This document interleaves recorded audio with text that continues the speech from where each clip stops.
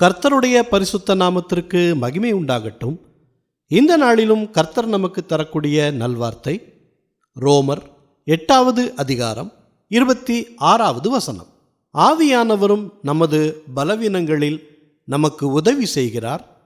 நாம் ஏற்றபடி வேண்டிக் கொள்ள வேண்டியது இன்னதென்று அறியாமல் இருக்கிறபடியால் ஆவியானவர் தாமே வாக்கு கடங்காத பெருமூச்சுக்களோடு நமக்காக வேண்டுதல் செய்கிறார். பிரியமானவர்களே, சரீரத்தில் பலவீனம் இருப்பது போல ஆவியில் சோர்ந்து போவதும் ஒருவித பலவீனம்தான்.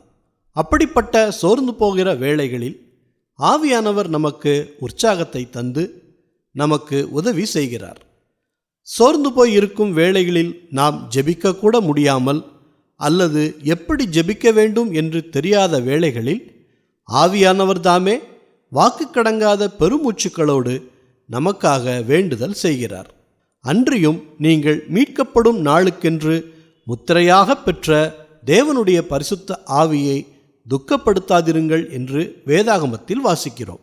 சகலவிதமான கசப்பும் கோபமும் மூர்க்கமும் கூக்குரலும் தூஷணமும் மற்ற எந்த துர்க்குணமும் நம்மை விட்டு நீங்கும்போது ஆவியானவர் நமக்குள் வாசமாயிருந்து நம் பலவீனங்களில் பலன் தந்து நம்மை கிறிஸ்துவுக்கு நேராய் வழி நடத்துவார்.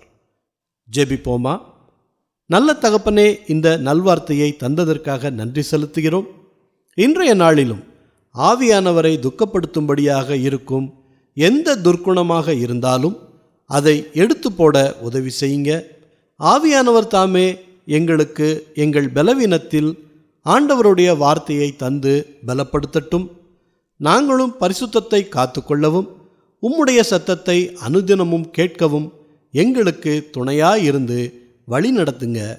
எல்லா துதி கன மகிமை எல்லாவற்றையும் உமக்கே செலுத்துகிறோம்.